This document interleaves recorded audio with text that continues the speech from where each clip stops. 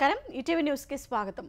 కాంగ్రెస్ అంటేనే నయవంచన దగా మోసమని భారత కార్యనిర్వాహక అధ్యక్షుడు కేటీఆర్ మండిపడ్డారు.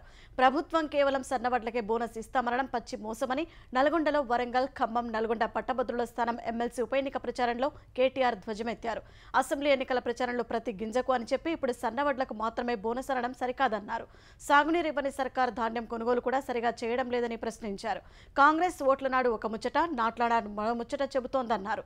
సన్నవడ్లకు మాత్రమే అంటూ సన్నాయి నొక్కులు నొక్కితే రైతుల చేతిలో కాంగ్రెస్ కు కౌంటర్ మొదలైనట్లే అని పేర్కొన్నారు. వడ్ల బోనస్ విషయంలో ప్రభుత్వ నిర్ణయంపై కేటీఆర్ మండిపడ్డారు. వడ్ల బోనస్ విషయంలో దొడ్డు బియ్యం గురించి కూడా ఆలోచించాలని తెలంగాణ ప్రభుత్వాన్ని భాజపా కోరింది. ధాన్యం కొనుగోలు కేంద్రాల్లో ప్రతి బస్తాకు 2 నుంచి 4 కిలోలు అదనంగా తూకం వేస్తూ రసీదు ఇవ్వడం లేదని భాజపా తెలంగాణ శాసన సభాపక్ష నేత ఏలేటి మహేశ్వరరెడ్డి ఆరోపించారు. ఒక్కో క్వింటాల్కు 10 నుంచి 12 కిలోలు ధాన్యం కొల్లగొడుతున్నారని చెప్పారు. ధాన్యం అధిక తూకం వేసినందుకు వచ్చే డబ్బు ఎక్కడికి పోతుందో పౌర సరఫరాల శాఖ మంత్రి చెప్పాలని మహేశ్వరరెడ్డి డిమాండ్ చేశారు. కాంగ్రెస్ ప్రభుత్వంలో కొత్తగా యూటాక్స్ పేరిట వసూలు చేస్తున్నారని ఆరోపించారు. ఆ డబ్బుల్లోంచి 500 కోట్ల రూపాయలను మంత్రి ఉత్తమ్ కుమార్ రెడ్డి, కేసీ వేణుగోపాల్కి ఇచ్చింది వాస్తవం కాదా అని ప్రశ్నించారు. ధాన్యం కొనుగోళ్లపై ముఖ్యమంత్రి అఖిలపక్షం ఏర్పాటు చేయాలని ఏలేటి మహేశ్వరరెడ్డి డిమాండ్ చేశారు.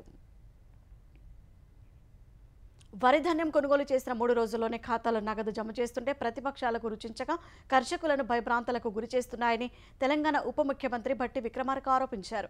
రైతులను ఇబ్బంది పెట్టేందుకు రాజకీయాలను వాడొద్దని ప్రతిపక్షాలకు హితవు పలికారు. తెలంగాణలో అసలు ధాన్యమే కొనుగోలు చేయడం లేదని, కళ్లాల్లో ధాన్యం తడిసి ముద్దవుతోందని భారత భాజపా నేతలు పచ్చి అబద్దాలు ప్రచారం చేస్తున్నారని భట్టి ధ్వజమెత్తారు. సన్నధాన్యానికి 500 రూపాయల బోనస్తో రైతులకు అండగా నిలుస్తున్నట్లు తెలిపిన ఆయన నాటి సీఎం కేసీఆర్ వరి వేస్తే ఊరే అని ప్రకటించారని విమర్శించారు.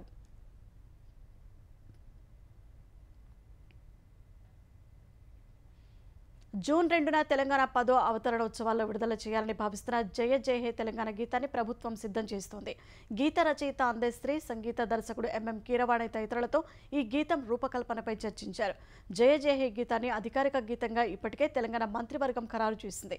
ఈ నేపథ్యంలో గీతాన్ని రికార్డింగ్ చేయిస్తున్నారు. విద్యా సంస్థలు, ప్రభుత్వ కార్యక్రమాల్లో జయ జయ హే తెలంగాణ ఆలపించేలా ఉత్తర్వులు జారీ చేయాలని ప్రభుత్వం భావిస్తోంది. ఆంధ్రప్రదేశ్లో ఎన్నికల రోజు అనంతరం జరిగిన హింసపై సిట్ నివేదిక ఎన్నికల సంఘానికి చేరిన వేళ ఏపీ ప్రభుత్వ ప్రధాన కార్యదర్శి జవహర్ రెడ్డితో డీజీపీ హరీష్ కుమార్ గుప్తా సమావేశమయ్యారు. సచివాలయంలో సమావేశమైన ఇరువురు సిట్ ప్రాథమిక నివేదిక, ఈసీ నుంచి తదితర ఆదేశాలు వస్తే చేపట్టాల్సిన చర్యలపై చర్చలు జరిపినట్టు తెలుస్తోంది. కొంతమంది పోలీసుల నిర్లక్ష్యం వల్లే పల్నాడులో పోలింగ్ రోజు ఆ తర్వాత హింసాత్మక ఘటనలు జరిగాయని తెలుగుదేశం నాయకులు ఆరోపించారు. ఈ దాడుల్ని కట్టడి చేయడంలో పోలీసులు, ఎన్నికల కమిషన్ విఫలమైందని మాచర్ల తెలుగుదేశం అభ్యర్థి జూలకంటి బ్రహ్మారెడ్డి, నరసరావుపేట తెలుగుదేశం ఎంపీ అభ్యర్థి లావు శ్రీకృష్ణ దేవరాయలు ఆరోపించారు. పోలీసులతో కలిసి పిండెల్లి రామకృష్ణారెడ్డి అధికార దుర్వినియోగానికి పాల్పడ్డారని వీడియోలు విడుదల చేశారు. తాను ఎవరిని ప్రలోభ పెట్టలేదన్న తెలుగుదేశం అభ్యర్థులు ఎలాంటి విచారణకైనా సిద్ధమని పునరుద్ఘాటించారు. భద్రతా వైఫల్యంపై సిట్ అధికారులు పూర్తి స్థాయిలో విచారణ చేసి బాధ్యులపై చర్యలు తీసుకోవాలని డిమాండ్ చేశారు. జగన్ రెడ్డి కోసం చట్టాన్ని అతిక్రమిస్తే జైలు పాలయ్యేది అధికారులేనని మాజీ ఎమ్మెల్యే బొండా ఉమామేశ్వరరావు హెచ్చరించారు. సిట్ రిపోర్టును వెంటనే డీజీపీ బయట పెట్టాలని ఆయన డిమాండ్ చేశారు. రక్తపాతం సృష్టించిన పెద్దిరెడ్డి రామచంద్రారెడ్డి, పిండెల్లి సోదరులు భూమన కరుణాకర్ రెడ్డి, గోపిరెడ్డి శ్రీనివాసరెడ్డి, చెవిరెడ్డి భాస్కర్ రెడ్డిని వెంటనే అరెస్టు చేయాలన్నారు. సస్పెండ్ అయిన అధికారులు, అరాచకం సృష్టించిన నేతల కాల్ డేటాను బయటకు తీసి తప్పు చేసిన వారిని అరెస్టు చేయాలన్నారు. వైకాపా నేతల ఇళ్లలో బాంబులు, వేట కొడవలు దొరికినా కేసులు నమోదు చేయకపోవడం దారుణమని బొండా ఉమా మండిపడ్డారు. బెంగళూరు రేవ్ పార్టీ గ్యాంగ్తో ఏపీ వ్యవసాయ శాఖ మంత్రి కాకాని గోవర్ధన్ రెడ్డికి సంబంధాలు ఉన్నాయని మాజీ మంత్రి సోమిరెడ్డి చంద్రమోహన్ రెడ్డి ఆరోపించారు. అంతరాష్ట్ర ముఠాలతో కలిసి మంత్రి అక్రమాలు చేస్తున్నారన్నారు. ఈ అంశంపై కేంద్ర ప్రభుత్వం జోక్యం చేసుకుని కాకాని వ్యవహారంపై విచారణ చేపట్టాలని కోరారు. రేవ్ పార్టీతో సంబంధం లేదని కాకాని చెబుతున్నా ఆయన ఎమ్మెల్యే స్టిక్కర్ ఎలా దొరికిందని సోమిరెడ్డి ప్రశ్నించారు. అనంతపురం జిల్లా రాయదుర్గంలో తనిఖీలు నిర్వహించిన NIA retired head master Abdul Gafoor కుమారుడు సుహైల్ను అదుపులోకి తీసుకున్నారు. అనంతరం అతడిని రాయదుర్గం పోలీస్ స్టేషన్కు తరలించారు. అబ్దుల్ గఫూర్ ఇద్దరు కుమారులు కొన్ని రోజుల నుంచి బెంగళూరులో ఉంటున్నారు. వారిలో ఒకరికి ఉగ్రవాదులతో సంబంధాలు ఉన్నట్టు గుర్తించిన ఎన్ఐఏ వారి సొంత పట్టణమైన రాయదుర్గం వచ్చి తనిఖీలు చేపట్టింది. అబ్దుల్ గఫూర్ ఇంట్లో క్షుణ్ణంగా సోదాలు చేసిన వారు సుహైల్ను అదుపులోకి తీసుకున్నారు. రాయదుర్గం పోలీస్ స్టేషన్లో ఎఫ్ఐఆర్ నమోదు చేసిన తర్వాత కట్టుదిట్టమైన భద్రత మధ్య సుహైల్ను బెంగళూరు తరలించారు. అతడిని అరెస్ట్ చేసినట్లు కుటుంబ సభ్యులకు పత్రాలు అందజేశారు. చరవాణి ఆధారంగా సోహైల్ ఉగ్రవాదులతో మాట్లాడినట్లు లభించిన ఆధారాలతో సోహైల్ను అరెస్టు చేసినట్టు తెలుస్తోంది. తెలంగాణలోని 10 యూనివర్సిటీలకు సీనియర్ ఐఏఎస్ అధికారులను ఇన్ఛార్జి వీసీలను ప్రభుత్వం నియమించింది. ఉస్మానియా యూనివర్సిటీ వైస్ ఛాన్సలర్గా దానకిషోర్, జేఎన్టీయూ వీసీగా బుర్రా వెంకటేశంను నియమించింది. కాకతీయ యూనివర్సిటీకి Karuna Vakati, Ambedkar open university vice ఛాన్సలర్గా రుజ్విలను నియమిస్తూ ఆదేశాలను జారీ చేసింది. తెలంగాణ యూనివర్సిటీకు సందీప్ సుల్తానియా, పొట్టి శ్రీరాములు తెలుగు యూనివర్సిటీ వీసీ బాధ్యతలను శైలజ రామయ్యర్కు కట్టబెట్టింది. మహాత్మాగాంధీ, శాతవాహన, పాలమూరు యూనివర్సిటీలుగా వీసీలుగా నవీన్ మిట్టల్, సురేంద్ర మోహన్, నదీం అహ్మద్ను నియమించింది. Jawaharlal Nehru architecture and finance university వీసీగా జయేష్ రంజన్ను నియమించింది. 10 యూనివర్సిటీల వైస్ ఛాన్సలర్ల పదవీకాలం ఇవాళ్టితో ముగియనున్నందున ప్రభుత్వం ఈ నిర్ణయం తీసుకుంది. ప్రస్తుతం శాశ్వత వీసీల నియామకాల ప్రక్రియ కొనసాగుతుండగా ఆ ప్రక్రియ జూన్ 15 వరకు పూర్తి చేయాలని ప్రభుత్వం భావిస్తోంది. అప్పటి వరకు ఇన్ఛార్జి వీసీలు కొనసాగుతారు. ఢిల్లీ మద్యం విధానం కేసులో ఈడీ దాఖలు చేసిన 7వ సప్లిమెంటరీ ఛార్జిషీట్పై రౌస్ అవెన్యూ కోర్టులో విచారణ జరిగింది. కవిత సహా 5 నిందితులపై ఈడీ దాఖలు చేసిన సప్లిమెంటరీ ఛార్జిషీట్ను పరిగణలోకి తీసుకునే అంశంపై ఇరుపక్షాలు వాదనలు వినిపించాయి.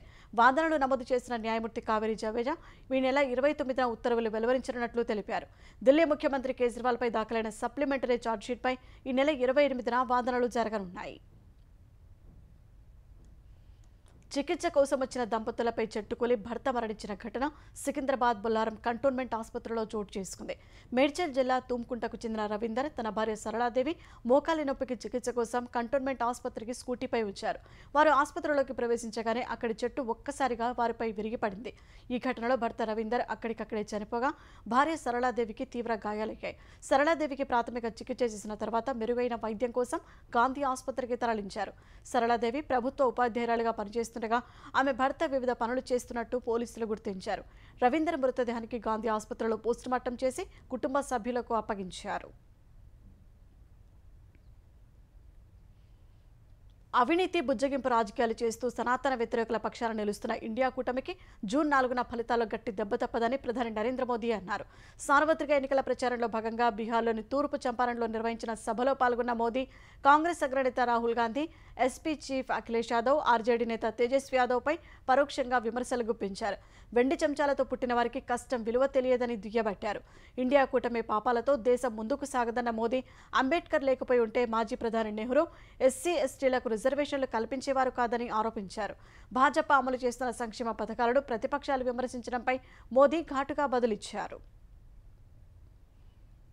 ప్రధాని నరేంద్ర మోదీ అబద్దాలకు రారాజుగా మారారని కాంగ్రెస్ అధ్యక్షుడు మల్లికార్జున ఖర్గే ఆరోపించారు. భారతీయ జనతా పార్టీ దేశంలో ప్రజాస్వామ్యాన్ని అంతం చేయాలని చూస్తోందని విమర్శించారు. హర్యానాలో కాంగ్రెస్ నిర్వహించిన జగద్ధారి ప్రచార ర్యాలీలో పాల్గొన్న ఖర్గే 10 ఏళ్ల మోదీ పాలనతో ప్రజలు విసిగిపోయారని అన్నారు. ఈ సందర్భంగా కొందరు మోదీ మోదీ అంటూ నినాదాలు చేయగా మోదీ అసత్యాల రాజు అని విమర్శించారు. అయినా మీరు అలాగే నినాదాలు చేస్తే తాను చేసేది ఏమీ లేదని ఖర్గే పేర్కొన్నారు. తాను మోదీకి వ్యతిరేకం కాదని, కేవలం ఆయన భావజాలానికి మాత్రమే వ్యతిరేకమన్నారు. దానిపై పోరాటం చేస్తున్నట్లు చెప్పారు. మోదీజీ స్మార్ట్ అయితే దేశ ప్రజలు అంతకంటే స్మార్ట్ అని ఖర్గే పేర్కొన్నారు. ప్రస్తుత ఎన్నికలు ప్రజలు మోదీ మధ్య, ప్రజలు భాజపా మధ్య పోరాటమని చెప్పారు.